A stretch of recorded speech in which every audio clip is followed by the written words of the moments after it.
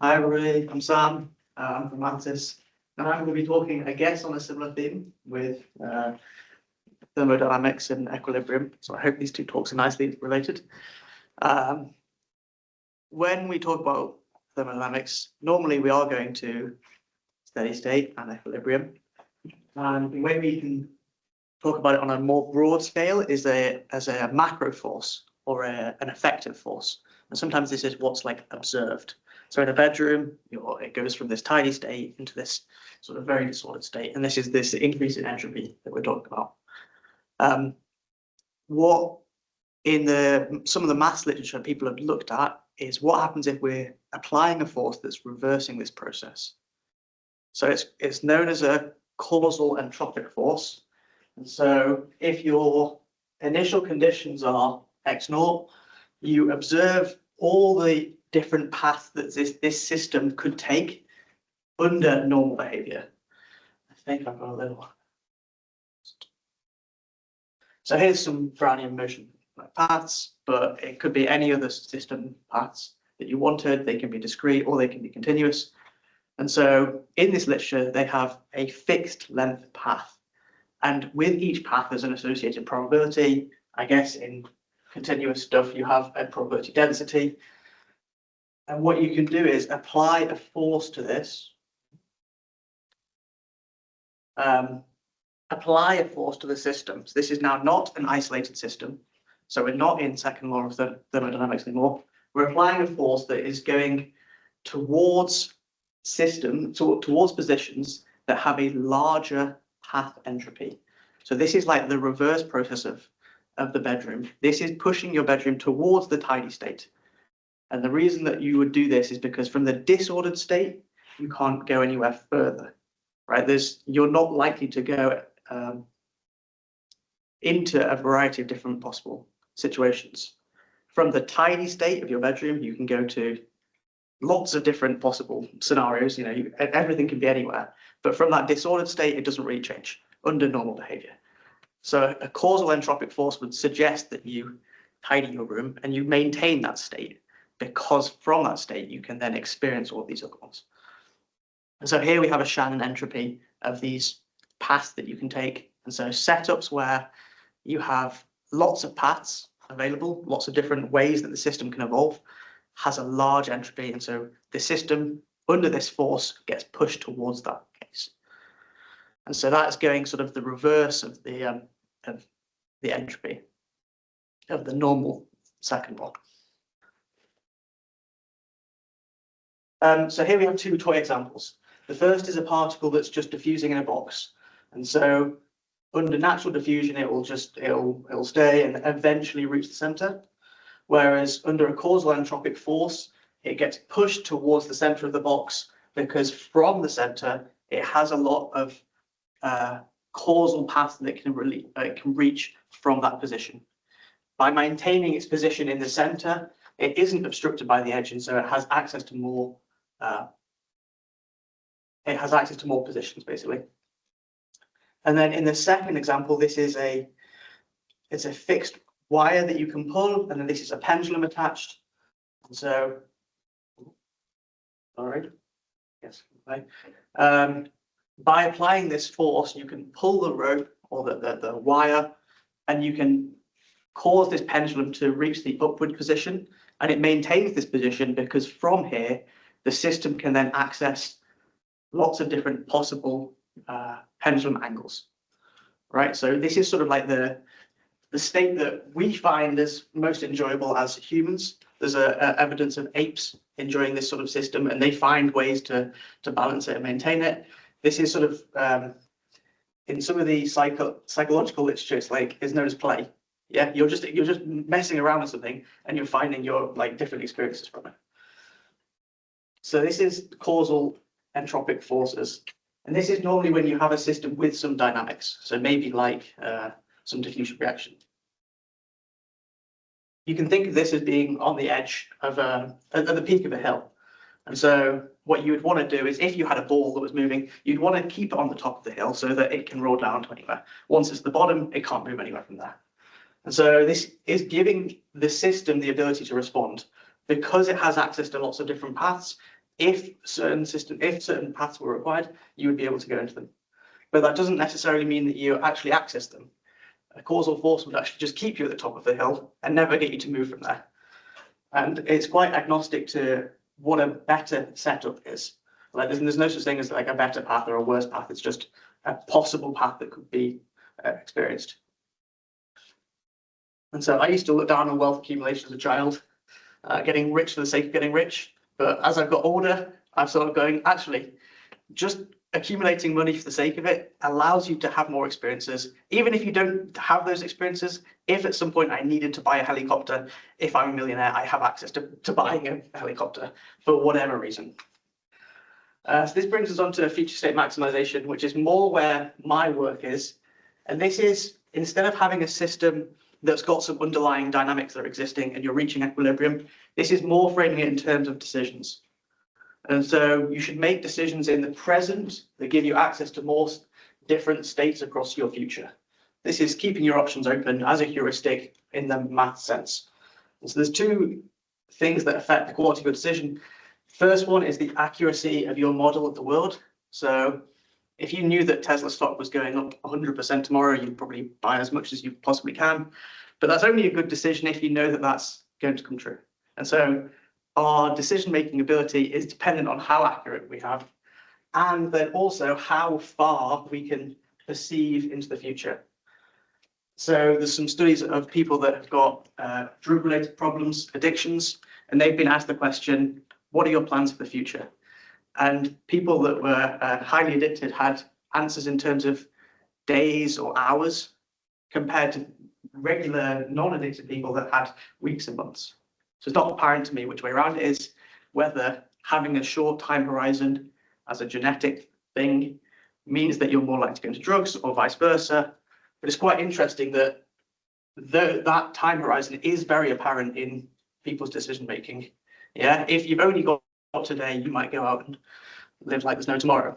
But as soon as you start thinking that, oh, next week I've got to give another talk, then I might as well prepare for it now. It's a better decision. So some other examples on longer timescales. Here we go. Your route to work. So a route that's got just the one road versus a road that's got lots of other viable options if there's roadworks. If you are time indifferent, then taking the route that's got more paths available is probably the wise decision. Any roadworks don't get in your way. The generic shopping basket would be like a chicken breasts and tin tomatoes, because you can make quite a lot of meals of that. Whereas if you buy sort of camembert and various other things, it's a very specific set of meals that you can make. So when you get home later that day, you can pick whatever you want to make because you've got these options. And then we have STEM degrees. So your choice of jobs, careers afterwards is more flexible than being history teacher. And your fitness and exercise, I guess, is a very long-term decision of, I want to have access to an extra 10 years of life at the end of my life. Yeah, I want to make it from 70 to 80. I don't want to just end it there. So how we're actually applying this in my work, firstly, we need to build a model of the system. So firstly, you decide on what actions are available. So this is like what you are allowed to do at each decision step in your setup. Next is the model for the environment, which we've said is really important, of how it behaves. We define what a state is. So this is the thing that we're going to be trying to maximize access to. We're maximizing different states that we can experience. Again, states aren't good or bad in this setup. They're just different ways that the system can exist. And then we decide a time horizon, which we've also said is important. And it turns out that almost always a longer time horizon gives you better decisions. And so when we're doing a time step of modeling this, we think to ourselves, what are the possible actions we can take and what would happen if we take those actions?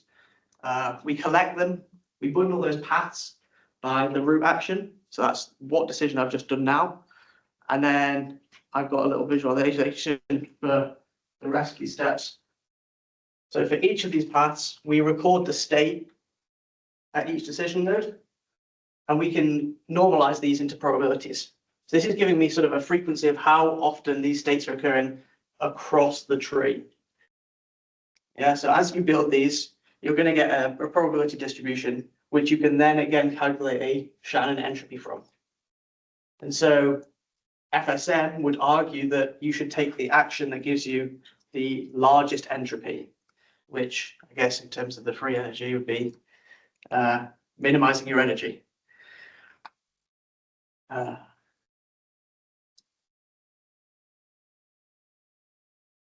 So one toy example that I worked on over summer was snake, because I thought it was a fun way of talking about it without it being too technical. And so the options you have are to move left, to carry on straight, or to go right. The model needs to know where new apples spawn. In my implementation, I've got it randomly, just I think that is how snake works. And the state here is the length of the snake. So I've not really encoded anything about winning. I've just told it that it wants to have access to different lengths available over its next few time steps. So it might be able to get an extra step longer or 2 steps longer, whatever.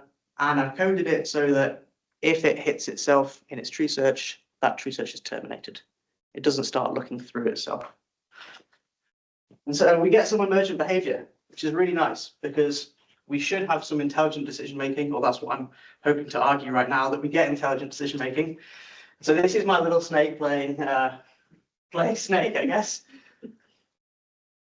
The first thing that you see is that it's got an attraction to food. So that's good. It's doing roughly what we want it to do.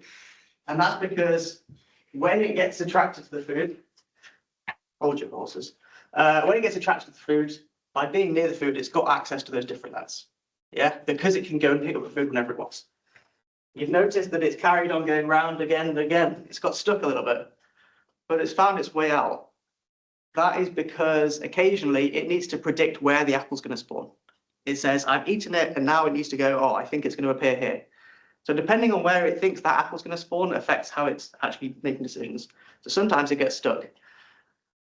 There's other times when the snake does some nice behavior where it'll pick up an apple from the outside and eat inwards. I'll see if I can find one here. So it will avoid eating an apple towards the edge.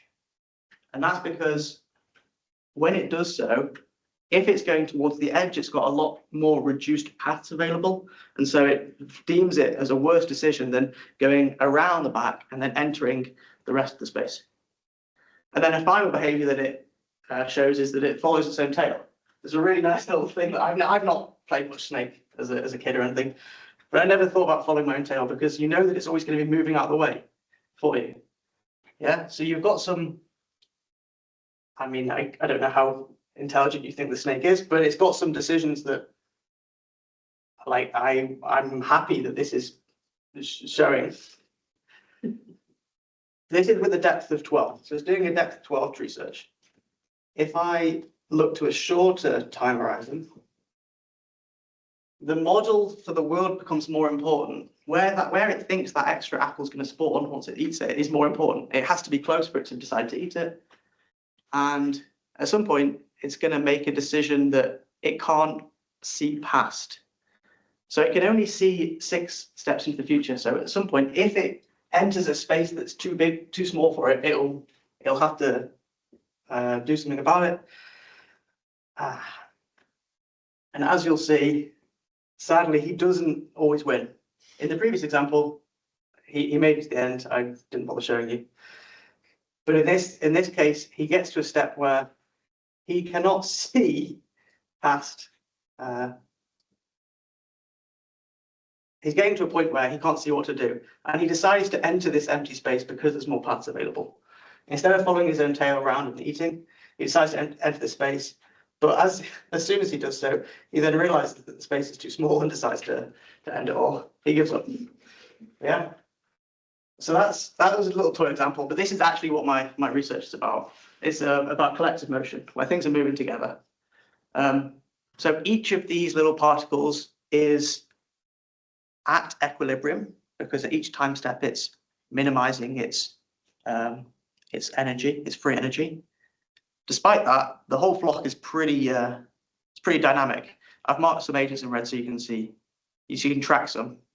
So I don't know whether you'd consider this in equilibrium from a more mathy perspective, but each of the individual agents on its own is considered to be in equilibrium because it's constantly minimizing its energy. The thing that it's minimizing, the entropy that it's achieving is based on a visual state. So here we have an essential agent and the projection of the other agents. This is creating a sort of, it's blacking out the sky, or it's providing some visual input, which we can then discretize and turn into a binary string of a certain length. And so these agents are maximizing all of those different possible visual states that they can attain. So if an agent was to fly a little far away from the flock, then because the flock would be one blob in its visual input space, it wouldn't be able to easily access lots more, whereas by maintaining itself within the flock, it can get a very rich set of different visual states. So I'm more than happy to talk about this for a long time if you want to, but for now, I'm going to say that's what I'm doing with future state maximization, and it's a very good heuristic for decision making. If you're not too sure what to do, if you don't have a real opinion about a certain topic, if you don't have a good or bad state, and again, the two things about your decision making, the accuracy of your model and the time horizon. Thank you very much for listening. Any questions?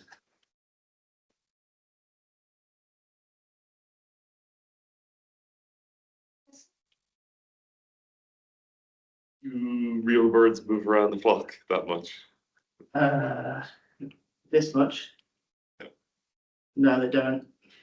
But that's what we're working on. We're like, each of these agents is omniscient. It knows exactly where all the other agents is. So I'm doing a bit of machine learning now to only give them this information so that I can hopefully replicate something a bit more realistic. Currently, they all know where everybody is and how they're all flying to calculate these visual states.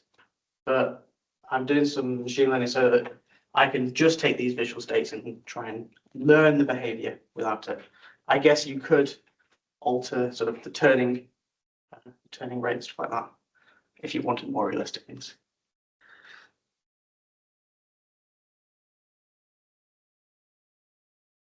Any other questions? No. Thank you very much. Thank you very much.